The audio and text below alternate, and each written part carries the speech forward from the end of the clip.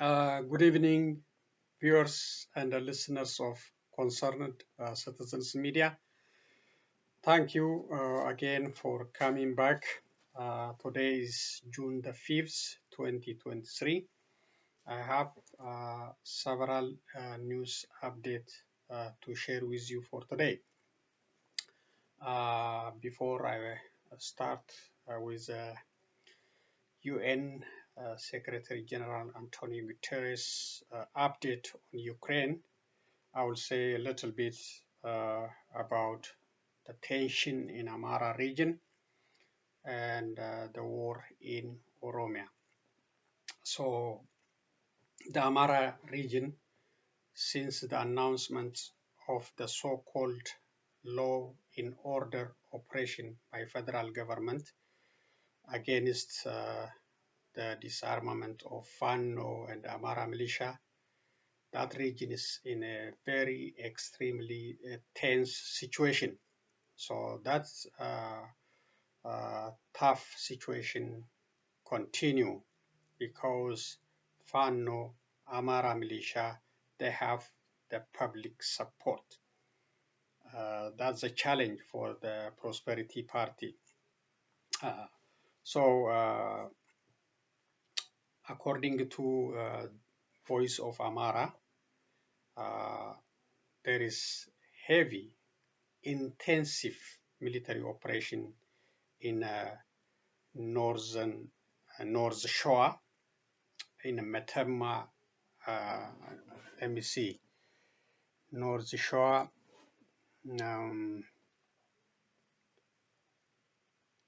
Merhabeti district, excuse me. So in North Shore, Merhabeti district, in areas like Alam Katama or Alam town, and Wari, also in Kora Wankit areas, the government is using heavy artilleries, RPGs, Zu-23 and plus other heavy weapons against the Fano militia and Amhara forces. But the media is claiming against the farmers. So there is a war, heavy war going on in North Shore, in the place I described, Alam Katama or Alam Town, Wari, and Kora Wonkit areas. And according to this media, one farmer is killed by this heavy artillery, and several houses demolished, several residential houses destroyed by these federal armament operations, heavy armament operation.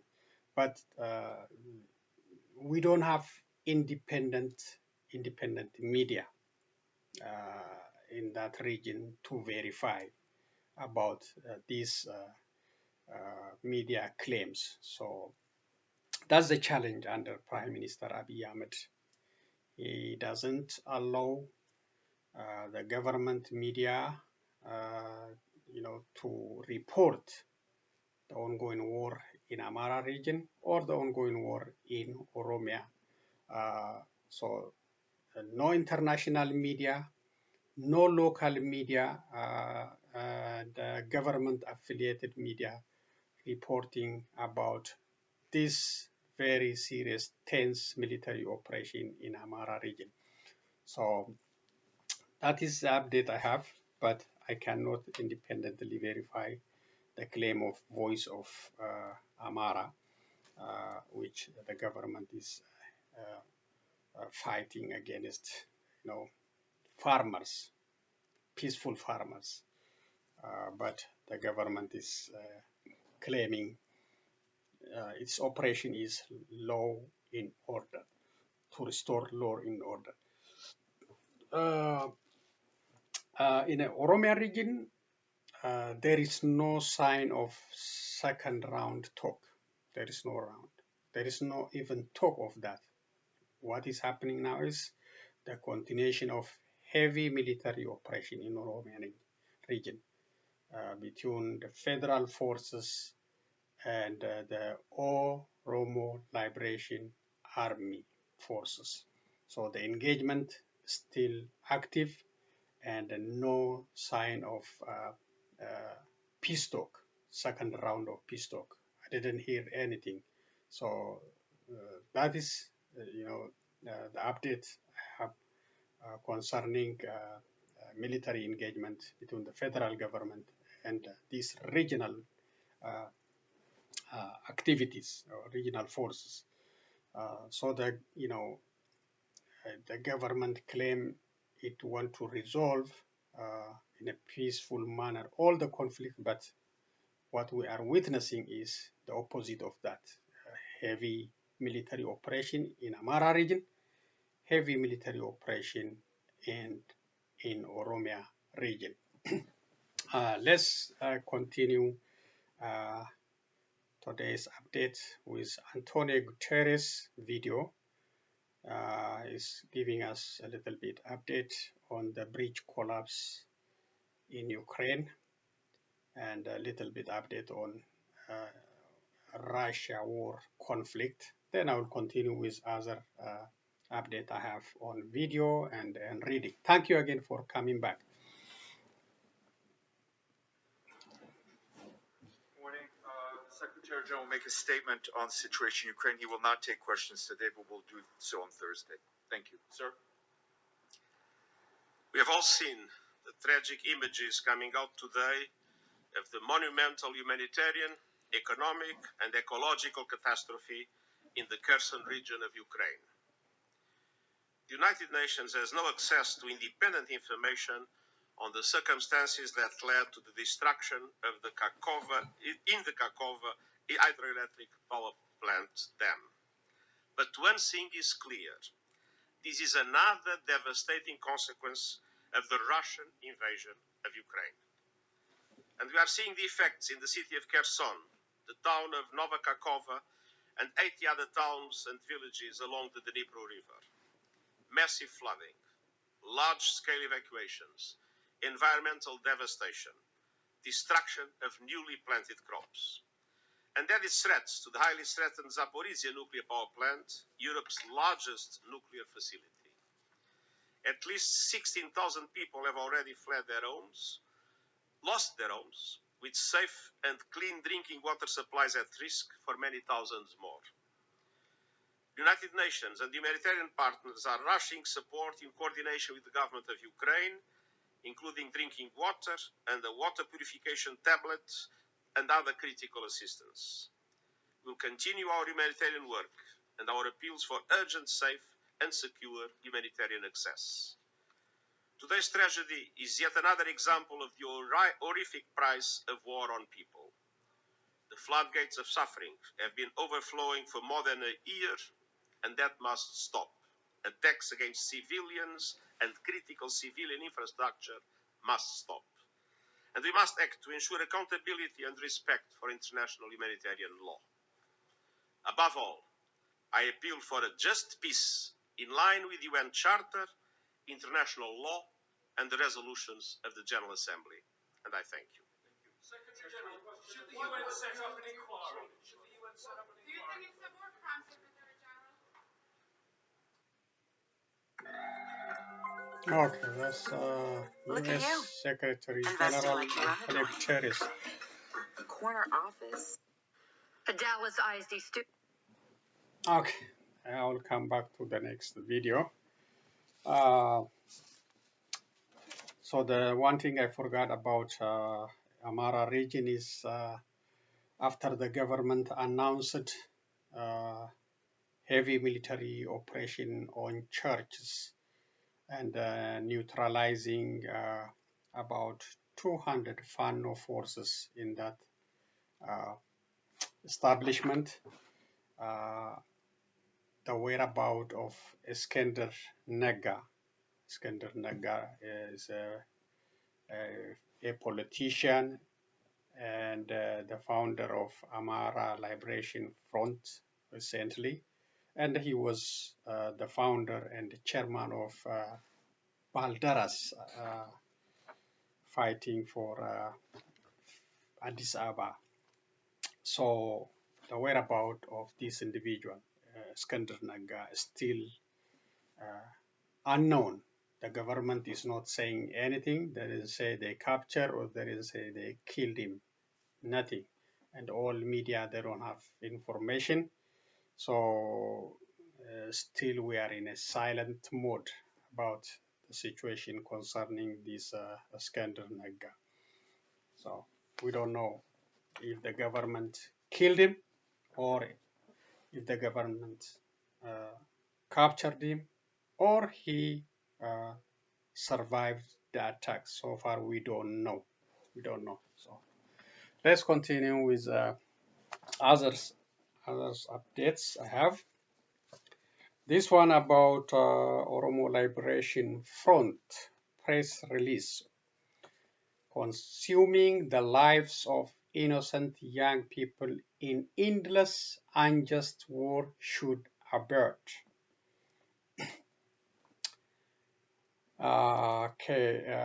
OLF press release.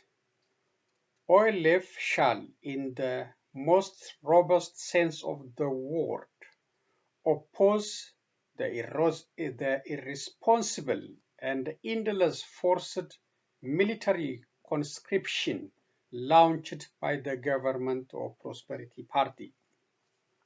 The Ethiopian Empire for years has lived on the blood of youngsters and the tears of mothers. The socialist regime of Mengistu Haile Mariam, throughout its cursed years of dictatorship, under its most agonizing slogan of "all to the war front," had consumed the hundreds and thousands of young people. Yet its final day was a demise, humiliation, and disarray. As if no lesson could be made from that brutal regime, the current Ethiopian regime is following the footsteps of its predecessor. The Prosperity Party government has already decided to conscript hundreds and thousands of young people to the fire of war through forced rounding up. This week alone, 500 young men have been forcibly captured from the streets of Burayu town and the home of helpless citizens. The action is being intensified in Lagatafo town and expanding to the recently established Shaggar city administration. Poor young people would, in the coming days, also be taken from the prison houses and detention camps to the military training camps. The last Tigray war has already sacrificed hundreds of thousands of young men and women. The war in Oromia is mowing down the lives of innocent young people. Additional preparation for another round of fights is a reckless act of irresponsibility. Therefore, we strongly oppose this act of forced military conscription and throwing the lives of young and poor citizens into the indistinguishable flame only to safeguard one's comfort and power. The tears of mothers should stop. We believe that the priority agenda for citizens of Oromia should be to end the war on any front and engage in the establishment of the Oromia Regional National Transitional Government, ORNTG. We then, taking this opportunity, would call upon all citizens of Oromia and peace-loving national and global citizens to push for the end of war in all fronts and end suffering people in Ethiopia. Victory to the masses. Oromo Liberation Front, June 6, 2023. So the national service was announced as a voluntary. Now, according to the OLF, it is a forced operation against youngsters. So we are repeating, everything to the war front, similar to the Derg regime. This one is against Human Rights Watch from government of Ethiopia is rejecting that report. Human Rights Watch reported about the situation, human rights violations in Tigray and ethnic cleansing in Western Tigray. So Ethiopian government responded by rejecting that report. Let me read what it says. Response to allegation by Human Rights Watch. On 1st June 2023, Human Rights Watch issued yet another sensational report containing a litany of allegations of grave human rights violations. It released these allegations without conducting a thorough and credible investigation in all areas affected by the conflict. The allegations are not substantiated by evidence. This distorted and misleading portrayal of the situation attempts to undermine peaceful coexistence and fuel inter-ethnic conflict and obstruct the national efforts for peace and reconciliation in Ethiopia. The conflict in northern Ethiopia has affected communities in the Afar, Amhara, and Tigray regions. The Human Rights Watch report is only interested in one specific area. The timing of the report also shows it is manufactured to advance its agenda against Ethiopia in the international forums.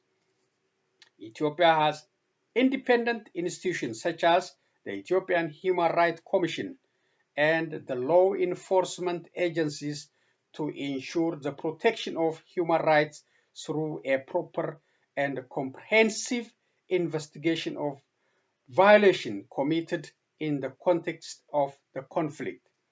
The government has facilitated the joint investigation of OHCHR and the Ethiopian Human Right Commission, EHRC.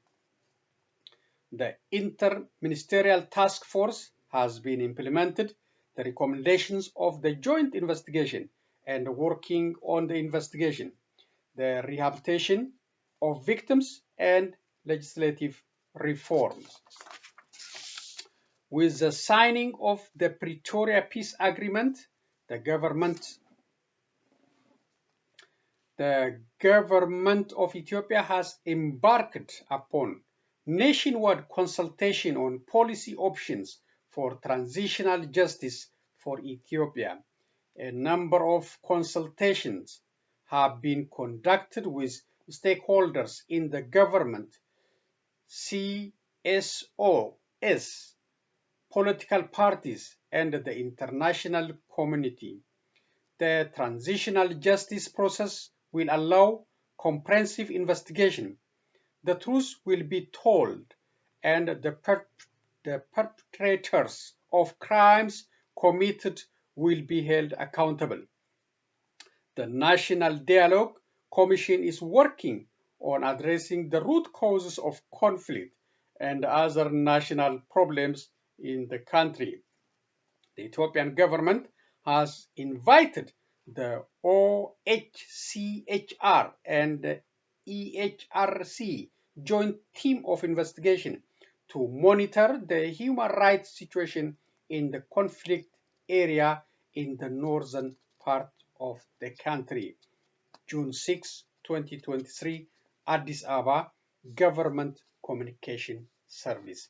So that is a total rejection of the Human Rights Watch about ethnic cleansing or other human rights violation in Western Tigray. So the government say Human Rights Watch is, reached to this conclusion without investigation or without evidence. But we know that Ethiopia will not allow independent investigation.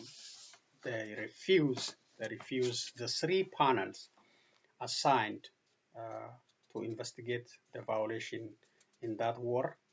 And now the Ethiopian government is claiming they have their own independent investigators like Ethiopian Human Right Commission and the law enforcement, which is prosperity paid agencies. So that's the claim, but anyway, they rejected the Human Rights Watch report. This one is about 2016 Ethiopian calendar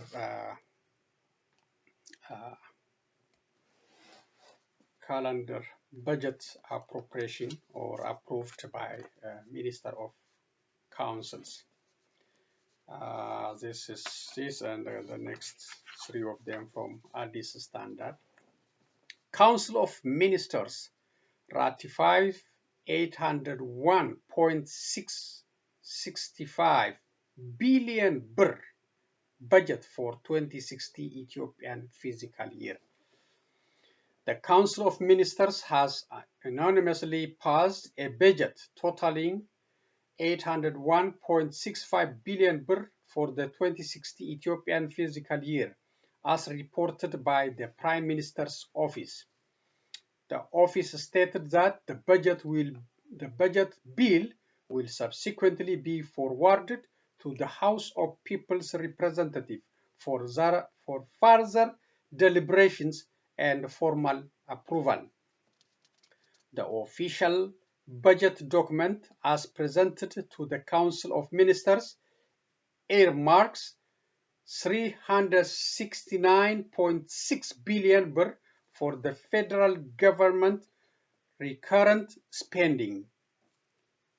A sum of 203.9 billion birr has been allocated for capital expenditures, while regional support is slated to receive 214.07 billion birr.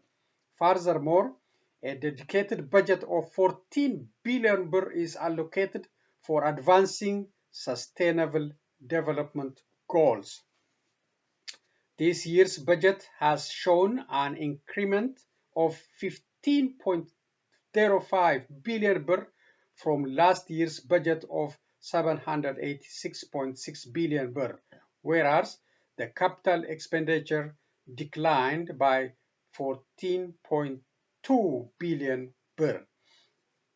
According to the Prime Minister's office, the proposed budget has been formulated in line with the federal government's midterm macroeconomic and physical framework spanning the 2016-2020 period, Ethiopian calendar, and the maintaining regional security, assisting citizens displaced by disasters, restoring damaged infrastructure, and fostering socio-economic transformation are major cornerstones of this budget proposal.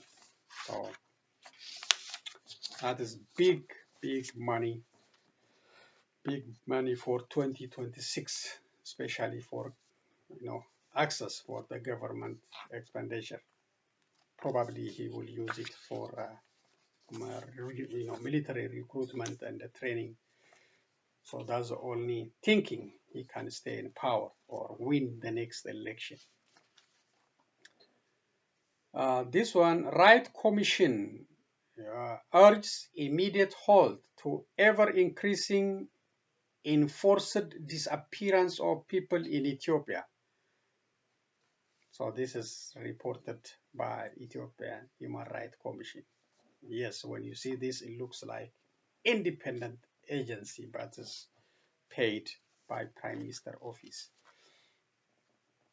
The Ethiopian Human Rights Commission, EHRC, has urged the need to immediately halt the ever-increasing enforced disappearance of people in Ethiopia and advised the government to immediately accept and ratify the International Convention for the Protection of All Persons from Enforced Disappearance to enhance the effective prevention of the crime.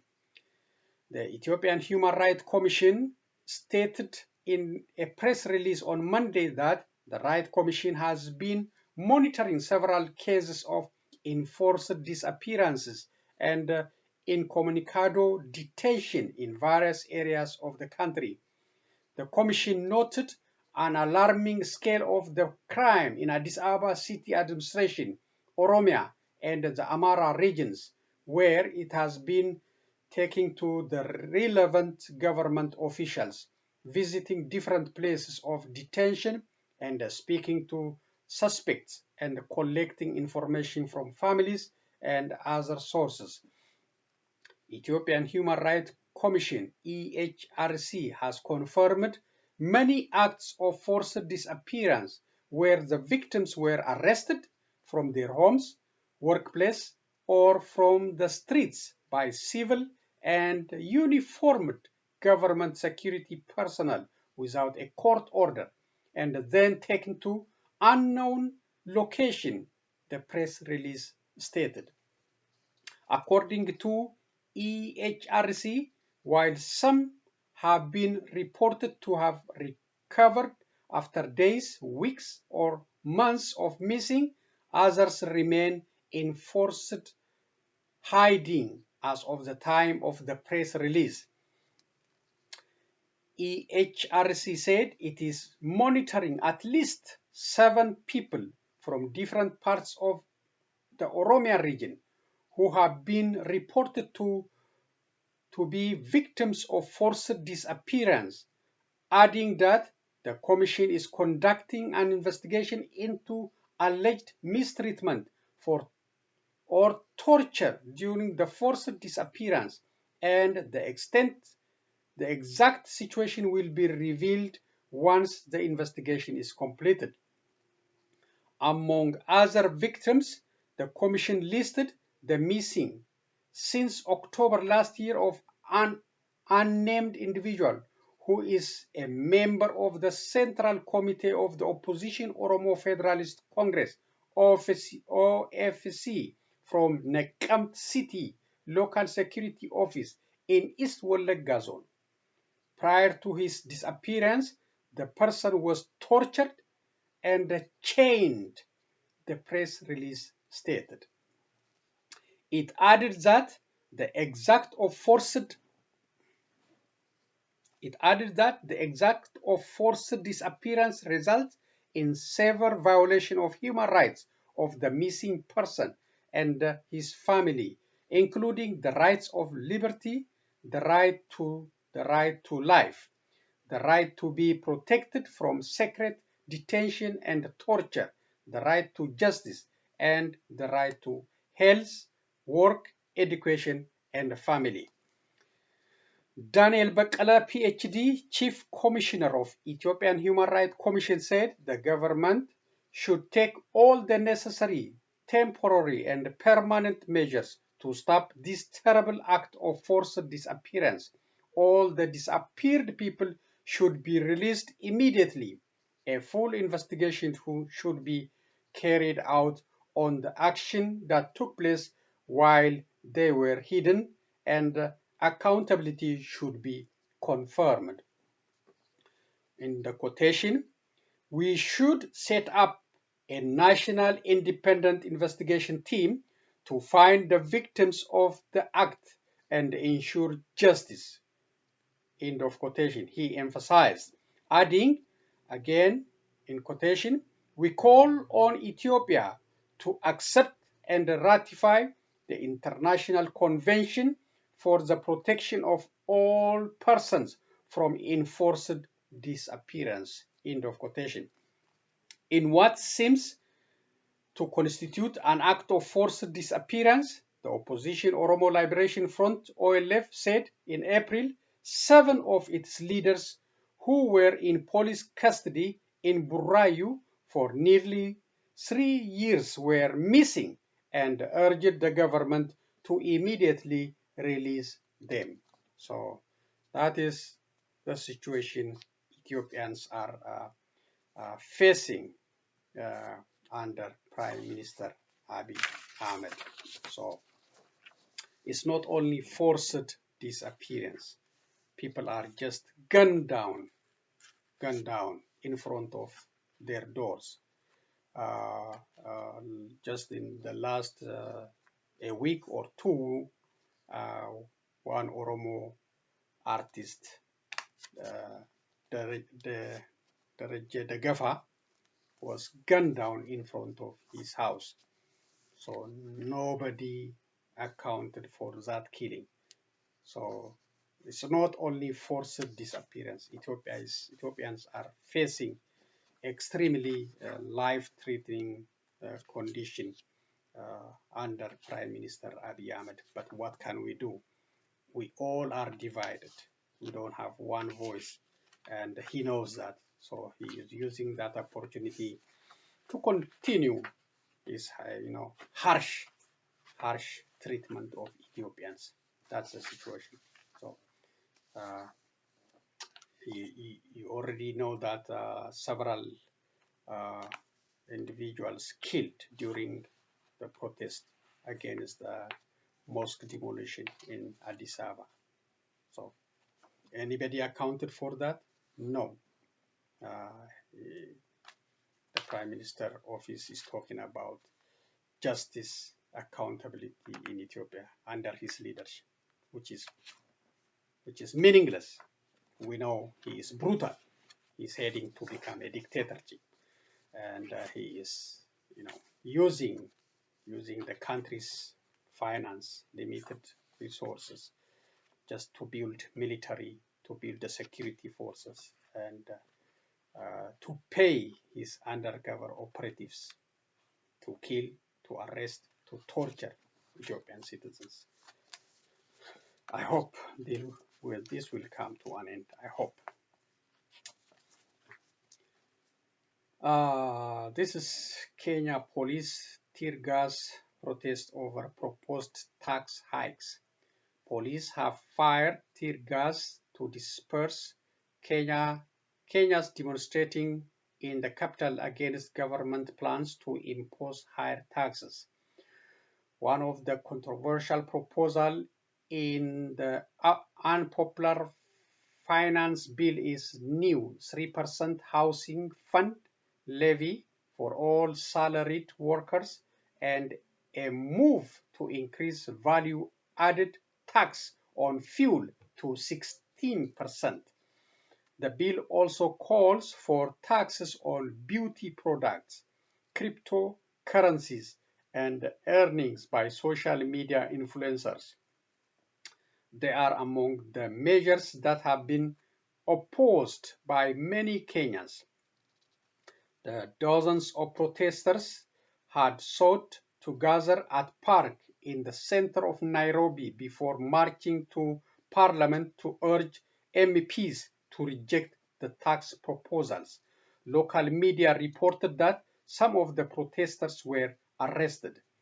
Legislators are set to debate the bill on Thursday amid warnings issued by President William Ruto and his deputy Rigathi Gachagua against those opposed to the proposal. Credit BBC.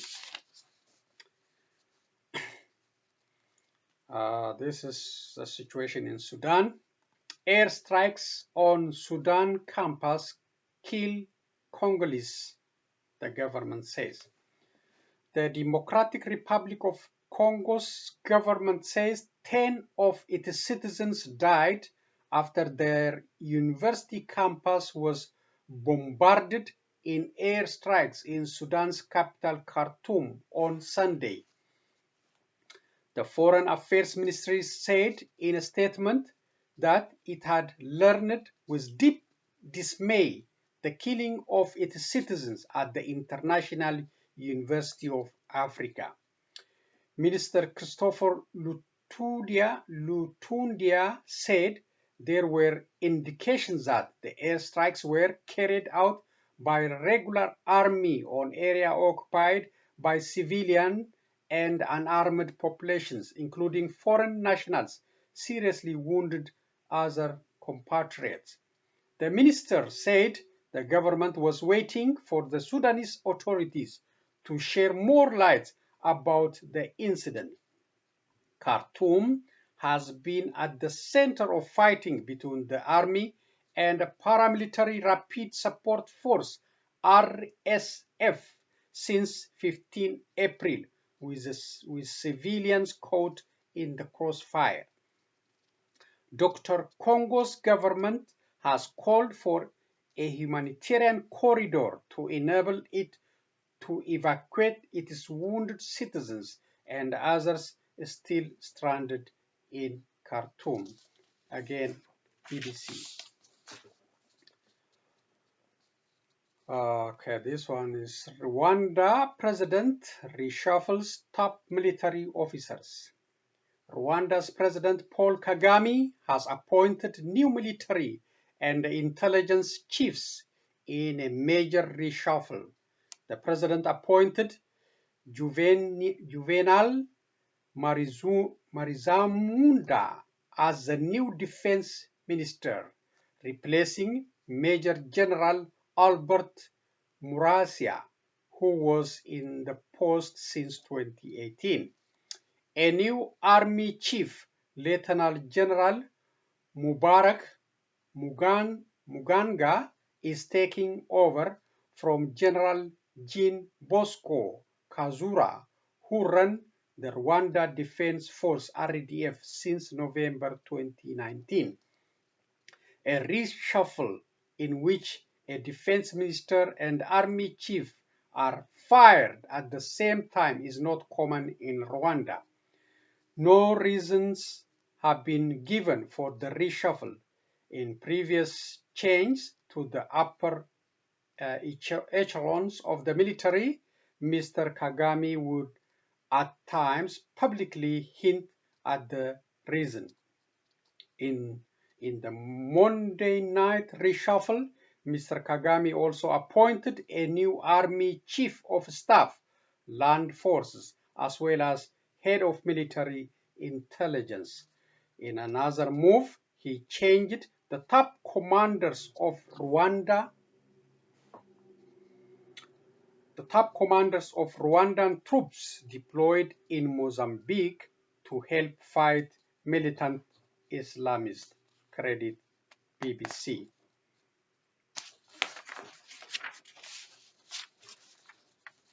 This is about student loan forgiveness ending very soon. So payment pause, end date announced. The student loan payment pause will end August 30 after the White House and Congress reached a deal, according to CNBC. The deal, which President Joe Biden and House Speaker Kevin McCarthy, Republican from California, agreed on, marks an official date for the pause on loan repayment. The debt ceiling bill passed by Congress established the paused student loan payment will restart at the end of August. Interest will also restart at that time. The Supreme Court must decide on the legal implication of the Biden student loan forgiveness plan, which was not addressed in the debt ceiling bill and would forgive as as much as 20,000 for eligible borrowers. The court's decisions are expected sometimes this month. So that is for students who have student loan payment paused for a while now. So it's talking to restart. I hope the Supreme Court will agree with Biden to cancel 20,000 for eligible students. Okay, this one is the last one. U.S. Secretary of State putting sanction on a Russian intelligence-linked group plotting to destabilize the government of Moldova. The United States is designating 7 leading members of a Russian intelligence-linked group and 1 entity for their role in Russian malign influence campaigns and destabilization operations in Moldova. These actors are a part of Russia's global information operations that have also targeted the United States, the European Union, the United Kingdom, and countries in the Balkans. The goal of this destabilizing operation is to weaken support for democratic government and principles. These operatives provoke, train, and oversee groups in democratic countries that conduct anti-government protests, rallies, marches, and demonstrations with the goal of overthrowing democratically elected leaders and creating or exacerbating instability. Today's action comes on the heels of the European Council and Canada imposing sanctions on several individuals for actions aimed at destabilizing, undermining, and threatening the sovereignty and independence of Moldova. So that is tough for Russian individuals who are working according to this information to destabilize Moldova by supporting protesters, marchers, or protesting rallies. Okay, that's the end of reading. Let's continue watching the videos I selected for you.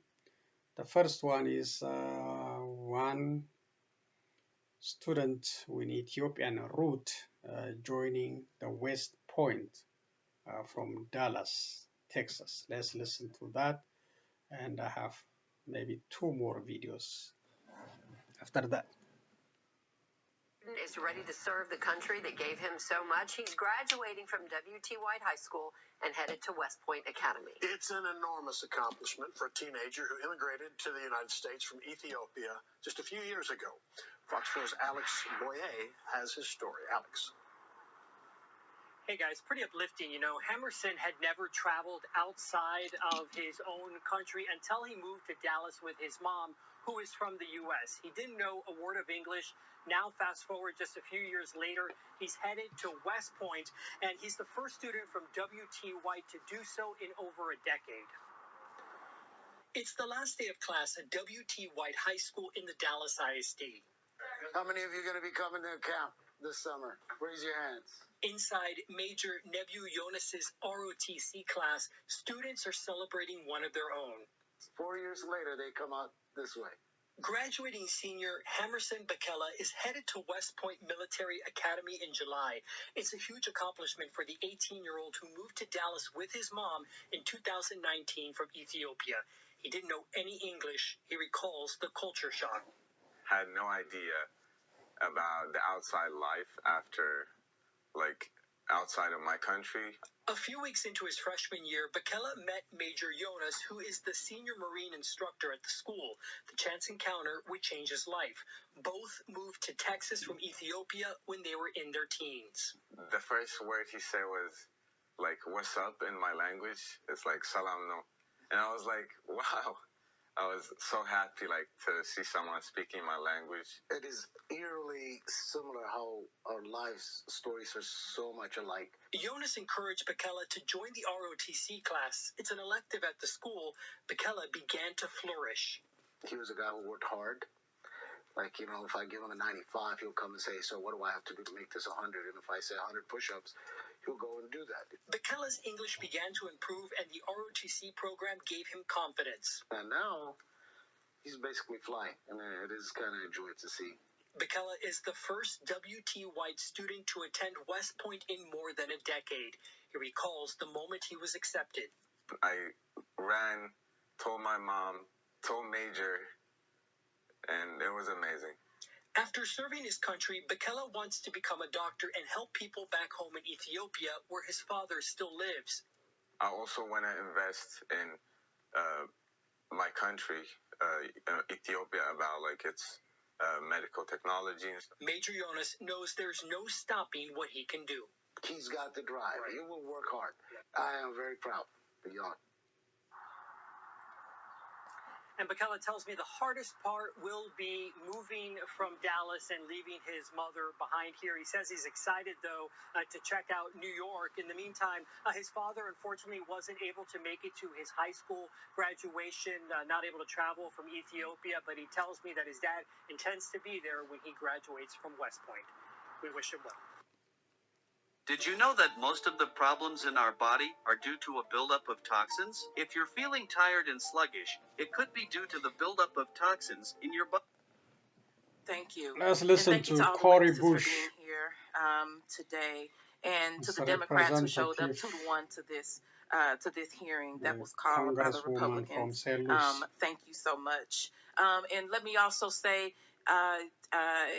it is astounding how often we hear about wokeness from people who have no idea what woke actually means and where it stems from. But let me just say, as Black folks who stood up to say that no more will we allow these injustices to continue to happen on our communities, we spoke up, and I can speak to it because I'm one of those folks that was on the ground for more than 400 days after the killing of Michael Brown when that came about.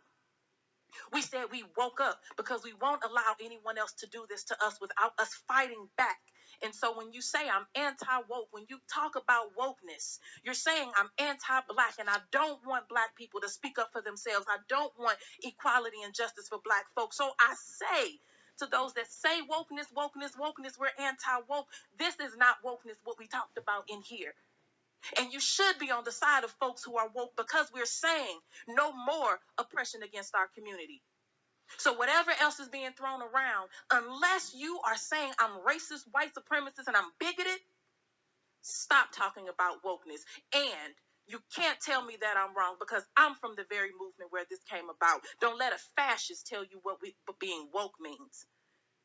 Now, responsible investing, which has nothing to do with wokeness, depends on ESG data to facilitate planning for long-term challenges, requiring firms to disclose more data about their risk and returns, and how that helps to protect our future by investing in climate resilience and clean energy. And this is good for our planet. It's good for business.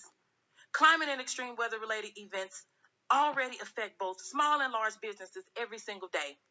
Investors deserve to know which companies are taking appropriate steps to mitigate climate threats to their bottom lines. This is not about wokeness.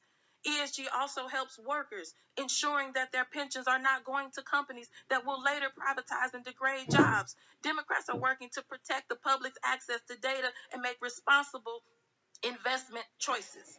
The Biden-Harris administration Securities and Exchange Commission and Department of Labor's rules allow for more information to be provided to investors. They are not mandates to consider ESG. Republicans' attacks on ESG, they hurt taxpayers by raising costs, like in Texas where anti-ESG bill, that bill cost the public an additional $300 to $500 million in interest in just 8 months.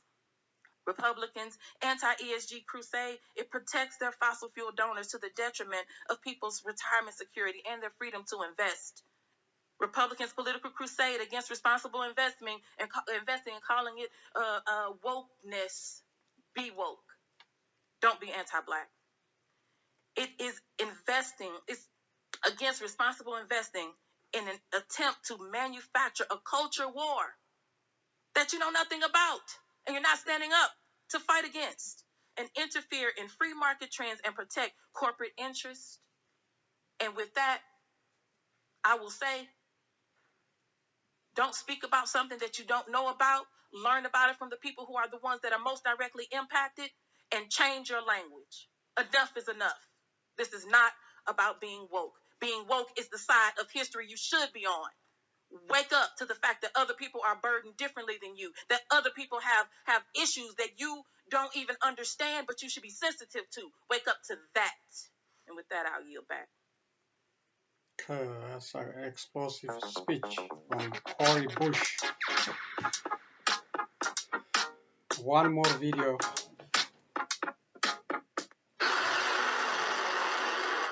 An unveiling ceremony more than 6 months in the making. High-ranking officials watch as the Revolutionary Guard's Aerospace Division displays what Iran says is its first domestically produced hypersonic ballistic missile.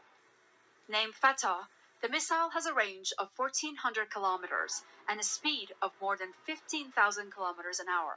That's more than 12 times faster than the speed of sound. It's able to change direction rapidly and avoid most defense systems by traveling outside the Earth's atmosphere. President Ebrahim Raisi explained why Iran has developed such a weapon. It is for deterrence. We build this missile so that our enemies don't even think about any acts of aggression against us. This unveiling has a message of security for all in the region, not just Iran. People should know the level of security in the entire region has increased. Despite assurances and promises from the president to the contrary, this development is likely to increase tensions in the region. Iran's ballistic missile program has been under UN Security Council sanctions since 2006, a restriction that's due to be lifted in October as a result of the 2015 nuclear deal. That's when Iran will be allowed to buy and sell advanced missile technology.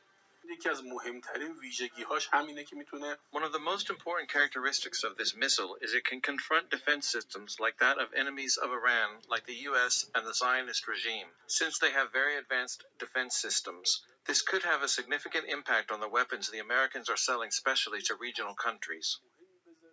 Iran's ballistic missile program is one of the biggest in the Middle East. It has more than 1,000 short and intermediate ballistic missiles that carry conventional warheads, but they can be converted to carry nuclear ones. That's something officials continue to maintain they're not seeking. While Iran says it has made significant gains in its defensive capabilities over the past 2 years, it's also sought to mend relations with certain countries in the Middle East, mainly Saudi Arabia and Egypt. As officials stress, the development of this hypersonic ballistic missile increases security in the entire Middle East. It's unclear if regional powers will take the same view. Dorsa Jabari, Al Jazeera, Tehran. Okay. So that's the area of tension. We should closely watch the situation in the Middle East. Israel repeatedly warning or showing the intention of attacking Iran's nuclear power plant. At least, the intention. We don't know if they can carry out alone or if they can coordinate with the United States and other allies. But they are seriously considering talking repeatedly about taking out, the war, taking out this nuclear advancement. I don't know what they're going to say about this hypersonic missile, ballistic missile. Just, Iran is showing off to the global community. So that's a very serious topic, very serious situation. We should keep an eye on, plus the Palestinian-Israeli issue, which is endless. The two-state solution stalled. nobody's talking about. Let me conclude today's presentation. I am, highly disturbed by Ethiopian Human Right Commission, even though it is paid by Prime Minister Abiy Ahmed. The report is very serious. Ever increasing disappearance of people in Addis Ababa, in Oromia region, and Amhara region, and the torture report, and just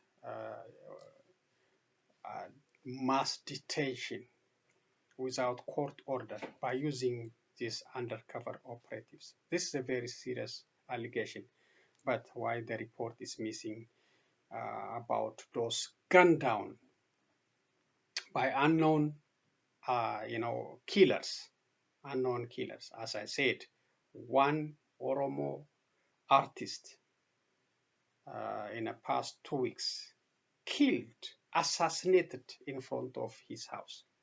This is the reality we are facing under Abiy Ahmed. Abiy Ahmed office, the Prime Minister office, is talking about law and order operation in Tigray, Amhara. Where is law and order in Ethiopia when people are just gunned down in front of their doors and the people just kidnapped and disappeared and tortured, released without court due process, just by undercover operatives or federal forces? So this is illegal according to Ethiopian constitution and according to the international law. It's illegal. How can we stop it at this time? No way, because Ethiopians are divided. Amharas are talking their own agenda, their own target. Oromos are talking their own interest, their own agenda. The others are just silent. The Somalis, the Benishanguls, the Gumuz Benishangul, the Tigrans, divided. Everyone is just watching its own advantage. So Abiy Ahmed is free. Prosperity Party is free to do whatever it wants, killing, torturing, kidnapping citizens, because Ethiopians cannot collectively challenge this system. Collectively. Christians, Muslims, Amharas, Oromos, Tigrayans, Sidamas, Afar, Somalia, if they come out together, if they speak with one voice, if they say enough is enough, they can remove the Prime Minister tomorrow and bring him to justice. And they can bring those prosperity officials, criminals in the last 2 years war in Tigray plus in Oromia. Unless they come together, unless they speak with common voice, Abiy Ahmed will win again and will stay in power for another 5 years. And he can lecture us about prosperity, how he make development in the country, how citizens are happy in the national service, this forced national service. He will lecture us. He knows how to lecture. So I hope Ethiopians will wake up from all corners, think about their future. If not, the abuse, the disappearance, the killing, the torture, the law and order operation of Prosperity Party will continue everywhere, every region. That's all I'm going to say for today. Thank you for joining me. I will be back with other news and update. So long, everyone.